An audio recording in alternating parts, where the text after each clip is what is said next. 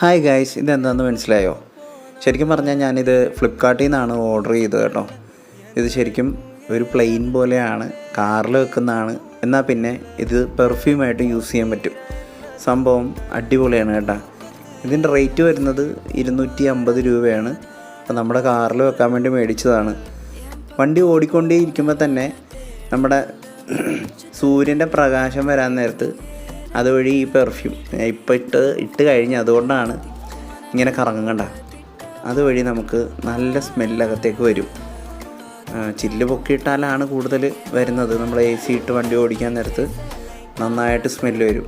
സംഭവം അടിപൊളിയാണ്, കാണാനും ഷൈനിങ് ആണ്. സംഭവം അടിപൊളിയാണ് കേട്ടോ.